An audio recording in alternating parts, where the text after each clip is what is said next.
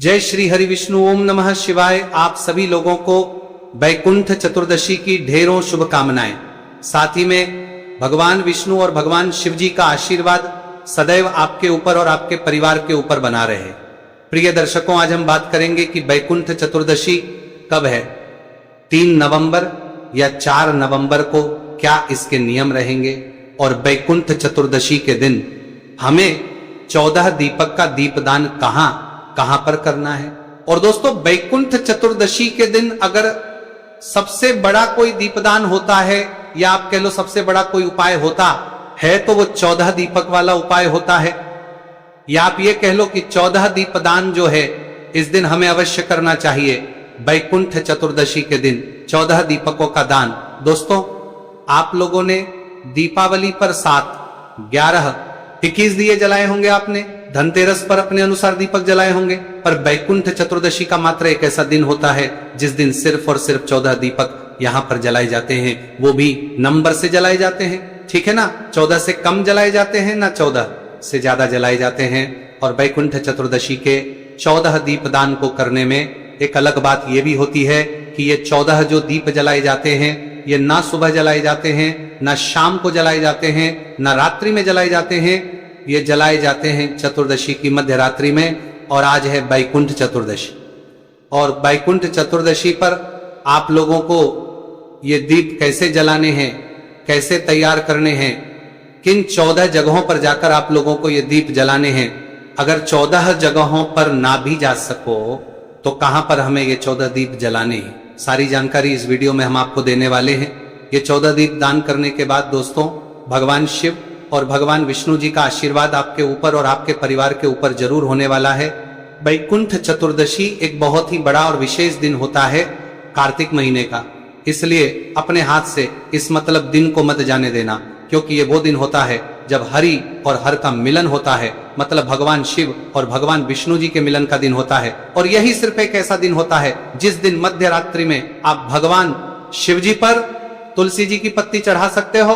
बाकी और कभी तुलसी जी की पत्ती शिव जी पर नहीं चढ़ती है। इस दिन जो है आप चढ़ा सकते हो, क्योंकि हरि और हर का हम लोग मिलन कराते हैं। तो भाई, हम लोग जानते हैं कि 14 दीपकों को आपको तैयार कैसे करना है, 14 कौन सी जगहों पर लगाना है, कैसे इनका दीपदान करना है। देखो, 14 दीपक सबसे पहले आप लोगों को यहां पर मिट्टी के तैयार करने होंगे, ठीक है। अब मिट्टी के नए दीपक है तो नए ले लेना, अन्यथा पुराने दीपक है तो आप लोग पुराने भी ले सकते हो साफ करके, ठीक है, जो आपने दीपावली पर उपयोग में लिए होंगे, है ना। अब देखो, 14 दीपक आप लोग ले लोगे, इनको एक थाली के अंदर आप लोग जमा लो, है ना। अब थाली के अंदर कब जमाओगे, कम। इन दीपकों को आपको तैयार करना है। अब देखो, मध्य रात्रि में आपको इन 14 दीपकों को जलाना है, तो आखिर मध्य रात्रि का कौन सा वो समय है जिस समय के बीच में हमें ये दीपक जलाना है, ठीक है। तो देखो, रात्रि के मतलब आज के दिन जो रात के 11 बजे के उस समय से लेकर रात के 12:30 बजे के बीच में, मतलब कितना घंटा हुआ, 1.5 घंटे का ये समय रहेगा, जो कि मध्य रात्रि का समय होता है। तो रात्रि को आज 11 बजे से लेकर 12:30 बजे के बीच में ही आप लोगों को ये 14 दीप दान करना है, मतलब 14 दीपक वाला उपाय करना है। इसके अलावा आप लोग पहले भी नहीं कर सकते हो, बाद में भी नहीं कर सकते हो। उपाय सिर्फ और सिर्फ मध्य रात्रि का है। वैकुंठ चतुर्दशी के दिन जो दीप दान किया है वो मध्य रात्रि के दिन किया जाता है। तो आज रात्रि को मतलब 11 बजे से लेकर 12:30 बजे के बीच में आप ये दीप दान कीजिएगा। 1.5 घंटे के समय आप लोगों के पास रहेगा, आराम से आप दीप दान कर सकते हैं। तो अपने प्लेट के अंदर दीप दान करने के कुछ समय पहले, जैसे कि 11 बजे से 12:30 बजे के बीच में करना है, तो 10 बजे आप अपने इन दीपकों को तैयार करने की मतलब तैयारी शुरू कर दीजिएगा। अपने घर के भगवान ने जी वाले स्थान पर बैठकर, तो अपनी थाली के अंदर 14 दीपक आप सबसे पहले रख लीजिएगा। इनके अंदर जो बत्ती रखा है वो लंबी बत्ती रखाइए। सभी 14 दीपक अंदर आप लोग लंबी बत्ती अपने हाथों से बनी हुई रख देना। बाजार की बत्ती प्रयोग ना करो तो वो ज्यादा बेहतर रहेगा। तो एक एक बत्ती सभी 14 दीपकों के अंदर आप लोग रख देना। उसके बाद में इसके अंदर क्या हम लोग चीज डालेंगे, तो देखो, इसके अंदर वैसे तो आप लोगों को शुद्ध देसी गाय का घी डालना चाहिए, पर 1-2 दीपक हो तो चल जाता है। पर यहां पर हमारे पास 14 दीपक है, तो अगर आप लोग शुद्ध देसी गाय का घी इन 14 दीपकों में डाल सकते हो तो वो डालना, अन्यथा वो ना डाल सको तो भाई आप लोग जो भी मीठा तेल या सरसों का तेल या तिल का तेल जो चाहते हो, उन दीपकों के अंदर या जो आपने दीपावली के दिन मतलब दीपक जलाने में तेल उपयोग किया था, वो वाला तेल भी आप लोग जो है आप 3-14 दीपकों के अंदर डाल सकते हो।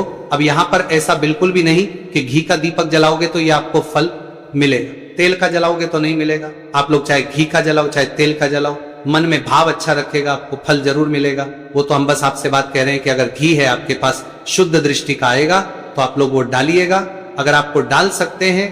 अन्यथा आप लोग तेल का भी प्रयोग कर सकते हैं, है ना। तो इन 14 दीपकों के अंदर आप लोग बिल्कुल फुल जो है अपने तेल दीजिएगा। तेल भरने के बाद दोस्तों इन 14 दीपकों के अंदर थोड़ी थोड़ी सी आप लोगों को जो है सफेद तिल्ली भी डालनी है। खाली दीपक ऐसे नहीं जलाया जाता है, तो सिर्फ थोड़ी थोड़ी सी, भले एक एक दाना भी क्यों ना डाले, थोड़ी थोड़ी सी जो सफेद तिली होगी वो सभी 14 दीपकों के अंदर आप लोग डाल देना। और ये जो 14 दीपक है, जहां जहां पर भी आप लोग रखोगे, हम आपको स्थान बताएंगे, वहां वहां पर इन दीपकों को आसन देकर उन जगहों पर रखना। या तो कुछ थोड़े से चावल के दाने, या तो कुछ मतलब फूल की पंखुड़ियां रखकर ही उसके ऊपर फिर इन दीपकों को रखिएगा आप लोग। मतलब दीपक आसन देकर ही जो है हमें वहां पर रखना चाहिए। तो भाई आप लोगों ने 14 दीपक तैयार किए। अब 14 दीपक तैयार करने के बाद दोस्तों आप अपने ही घर में इन 14 दीपकों को सबसे पहले जला लो। अगर आप लोगों को इन 14 दीपकों को जो है लेकर मतलब अलग अलग जगह जाना पड़ेगा, तो हो सके तो भी आप एक साथ मत जलाना। अगर एक साथ जलाकर इन सभी जगहों पर रख सकते हो तो वो आपके ऊपर है। अन्यथा जहां जहां पर हमें ये दीपक जलाने हैं, आप वहां वहां पर जाकर भी जला सकते हो। क्योंकि हो सकता है कई सारे लोगों के घर से कुछ कुछ जगहें दूर होंगी, तो भी वहां पर अगर वो जलाकर दीपक जाएंगे तो रास्ते में हवा भी चलेगी तो बुझ सकते हैं ना।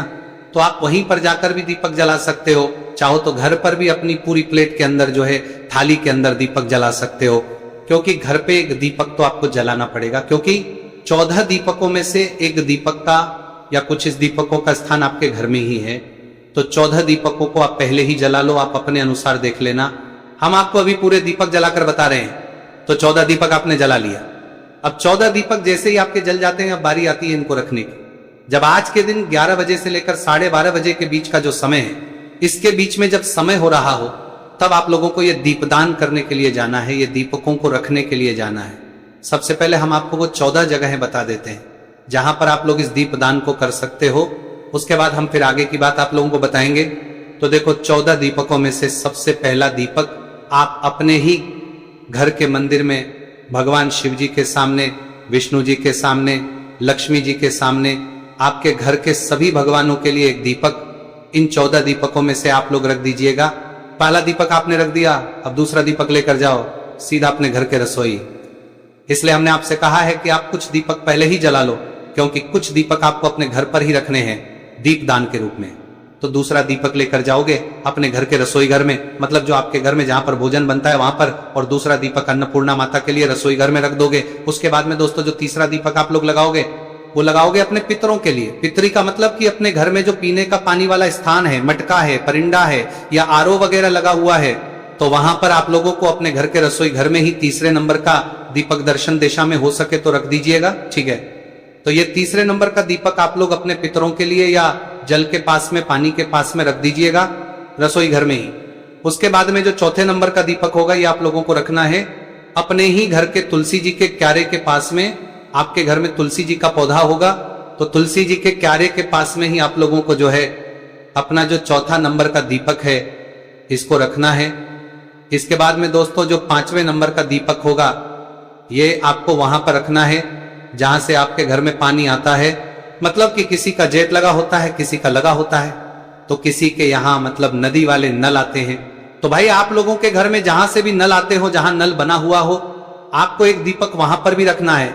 एक भले ही आपने पितरों के लिए रख दिया हो, पर एक दीपक आपको वहां भी रखना है। तो यहां पर आपने कितने दीपक रख दिए? कुल मिलाकर 5 दीपक रख दिए। अब 5 के 5 के बाद जितने भी दीपक आपके रखा है ये सारे बाहर रखाएंगे। तो आप जितनी जगहों पर जा सकते हो उतनी जगहों पर जाकर इन दीपकों को जरूर रखिएगा। तो अब जो 6वें नंबर का दीपक है दोस्तों, ये आप लोग जाओगे किसी भी बेलपत्री के जाकर जलाने के लिए। आपके घर के आसपास जो भी बेलपत्री का पेड़ हो वहां पर जाइएगा और 6वें नंबर का दीपक वहां पर जाकर जला दीजिएगा दीपदान के रूप में। उसके बाद में दोस्तों जो 7वें नंबर का दीपक है वो लेकर जाइएगा आंवले के पेड़ के नीचे। आंवले के पेड़ के नीचे जाकर इस दीपक को भी जलाइएगा और वहां पर रख दीजिएगा। अब बेलपत्र जो है शिव जी का प्रिय है, आंवला जो है वो भगवान विष्णु जी और माता लक्ष्मी जी का प्रिय वृक्ष है, तो इसलिए इनके नीचे भी इस दिन दीपदान करना जरूरी माना जाता है। तो यहां पर आपने 7वें नंबर का दीपक आंवले के पेड़ के नीचे रख दिया। अब उस दोस्तों जो 8वें नंबर का दीपक होगा वो आप लोग रखोगे किसके नीचे? पीपल के पेड़ के नीचे। कहां पर? पीपल के पेड़ के नीचे। अगर आप पीपल का पेड़ हो तो पीपल के पेड़ के नीचे आप लोगों को जाना है। तो 8वें नंबर का दीपक आपको पीपल के पेड़ के नीचे रख देना है। उसके बाद में दोस्तों जो 9वें नंबर का दीपक होगा ये आप लोगों को रखना है शमी के पेड़ के नीचे। ये भी भगवान शिव जी का प्रिय वृक्ष है। तो 9वें नंबर का दीपक शमी के पेड़ के नीचे जाकर आप लोगों को यहां पर रख देना है। उसके बाद में दोस्तों जो 10वें नंबर का दीपक होगा ये आप लोगों को कहां पर लेकर जाना है? ये लेकर जाना आप लोगों को किसी भी पवित्र नदी के घाट पे जो बहता हुआ जल हो, किसी भी नदी के घाट पर जाकर नदी के अंदर दीपक नहीं जलाना है। यह दीपक आप लोगों को नदी के घाट पर जलाना है। तो नदी पर पहुंचकर वहीं पर थोड़ा सा घाट देखकर अच्छी सी जगह साफ कर लीजिएगा और 10वें नंबर का दीपक आप किसी भी पवित्र नदी के घाट पर जाकर लगाइएगा। उसके बाद में दोस्तों जो 11वें नंबर का दीपक है ये 11वें नंबर का दीपक आप लोग कहां पर जलाओगे? ये जलाओगे आप किसी भी तालाब या सरोवर के पास में, आपके घर के आसपास जो भी तालाब या सरोवर हो उसके पास में जाकर आप लोग 11वें नंबर का दीपक, ठीक है। उसके बाद में दोस्तों आप अपने घर पर वापस आ जाइएगा। अब घर पर वापस आने के बाद दोस्तों आप लोगों को क्या करना है? आपने अभी तक कितने दीपक जला दिए? 11 दीपक जला दिया।